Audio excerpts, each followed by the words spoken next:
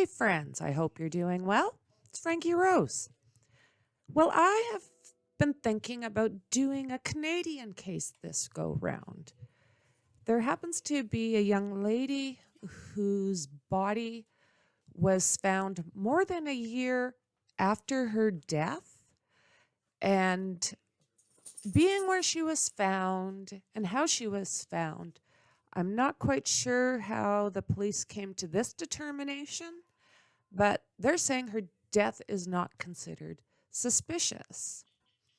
So, how about we look at this story? It happens in Vancouver, British Columbia, and the girl's name is Chelsea Poorman.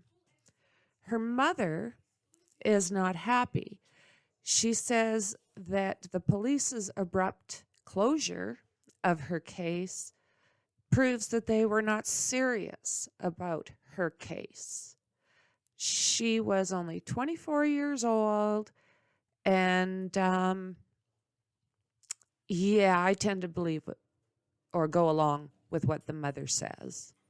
The mother of 24-year-old Cree woman whose body was found in Vancouver's Shaughnessy neighborhood in late April, says she believes that the police failed to treat her daughter's disappearance with the urgency that it needed, even after she warned them that her daughter had a physical disability as well as a brain injury. You know, this type of case all over the world, right? Canada, US, EU, UK, just another sad story. The Vancouver Police Department said in a press conference that Chelsea Poorman's death is not considered suspicious and that the cause of her death has not been determined. Making any sense yet? No, me either. Sheila Poorman said that telling reporters the case was closed, police told her privately that, they'll continue investigating. They apologized behind closed doors. It was just as hard to hear the words that they were saying in the media about them closing the case. And this is not suspicious and no foul play. She wants to know as well, how is that? For them to dismiss me when I told them my daughter is vulnerable, I said she has a disability, she also has a brain injury. They didn't take any of that under consideration. Chelsea Poorman went missing on September 6, 2020, just after grabbing dinner with her sister and then going to a party in an apartment on Granville Street. If you don't know Vancouver, Granville Street is a very active area and lots of people, and goes all night long for the most part, different pubs, and it's kind of an interesting area. But before she disappeared, she texted her sister and said she was leaving for the party and then to meet up with a man. Her body was found outside an empty mansion near 36th Avenue and Granville Street on April 22nd, 2022. So are we seeing where the problem's coming in? A year. Spotted in the backyard by a construction worker. Vancouver PD said she likely died on or near the property the night she disappeared. Sheila Poorman said when she was found, Chelsea was missing fingers and part of her skull. Again, no foul play? Okay, guys. Details that have not been released to the police. Her cell phone wasn't found with her body and was later traced to Victory Square in downtown Vancouver. I don't know, guys, how some of these cases are written off so very, very fast. The neighborhood where she was found is literally one of the richest in all of Canada. By mid-May, 36th Avenue in Vancouver's Shaughnessy area is just full of cherry blossoms, Homes that are worth tens of millions of dollars are hidden behind large trees and shrubs and usually come along with protected gates. She also said she doesn't understand how her daughter, who wore a leg brace and had rods in her arm and legs, ended up on the vacant property, or how her body went unnoticed in that neighborhood for so long. She said her concerns around how her daughter's case has been handled started immediately after the disappearance. She has also filed a missing person report with Vancouver PD on September 7th, 2020, notifying them about her daughter's physical and mental disabilities. And this was the result of a very bad car accident in 2014. She was alarmed when it took 10 days for a public notice to be issued about her disappearance. It just seemed like they didn't care. I felt like Chelsea didn't matter to anybody. In November, the case was transferred to Vancouver Police Homicide Unit. An officer told Mrs. Poorman the transfer happened because the unit had more resources to investigate, and they had determined that Chelsea was vulnerable. I'm like, I told you guys. Right? Oh my God. Now, 2 more months later, they're going to come up to her and say that they're now taking this case seriously. She said she was absolutely horrified. Well, I guess so. Growing desperate, her mother and other daughter, Paige, spent the following months organizing rallies, putting up missing persons posters. She said, well, Chelsea's body was found on April 22nd. She was not notified until 2 weeks later.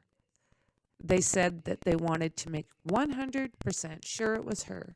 She had the same clothing. They knew it was Chelsea. And the hardware from her body.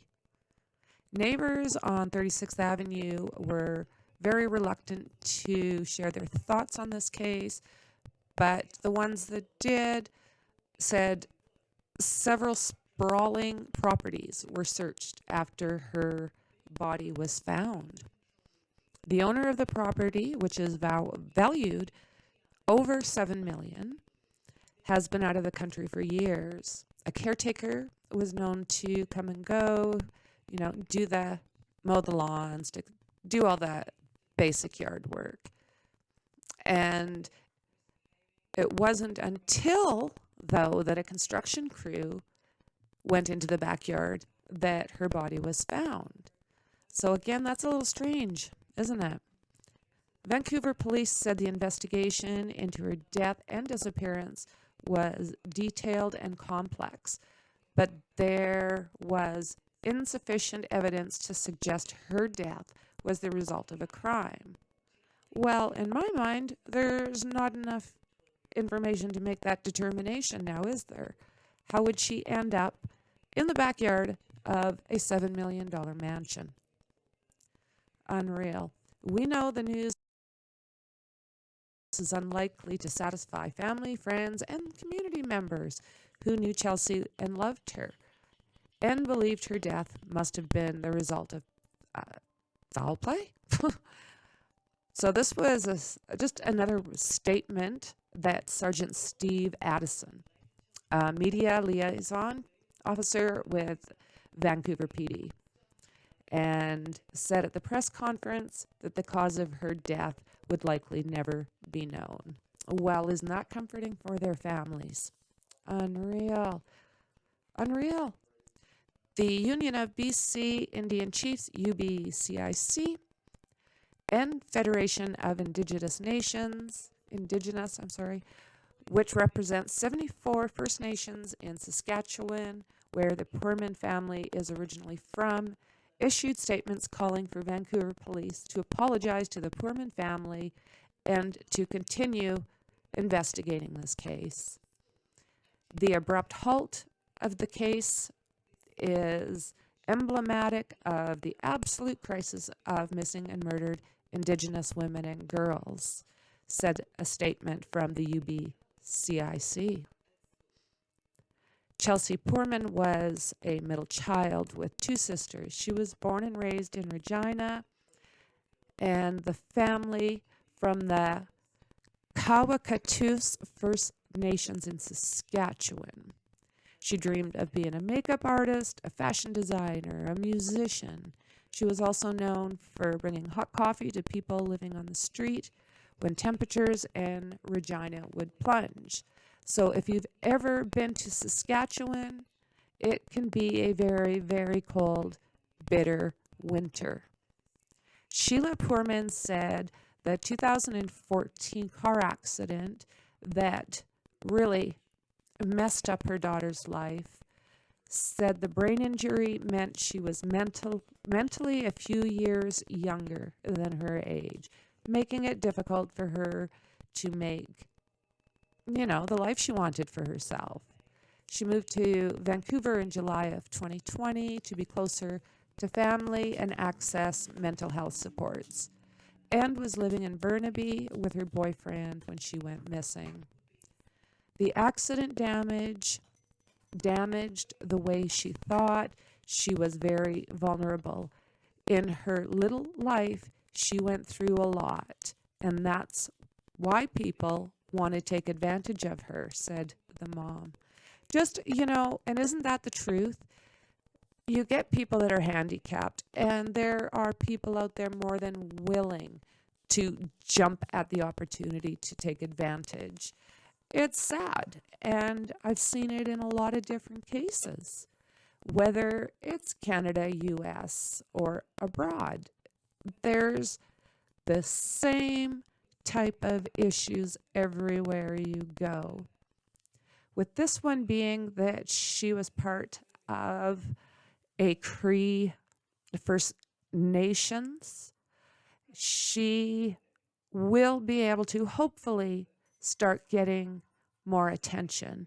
They will push for it, and I know I will be doing my best to try and keep updated with this case. She was too young to have got gone.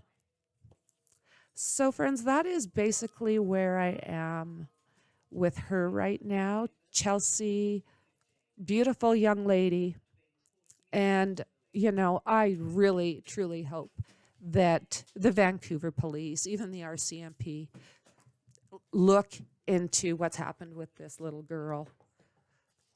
So I will say goodbye for now, or see you in the next one. Okay, friends, I will talk to you soon. Cheers.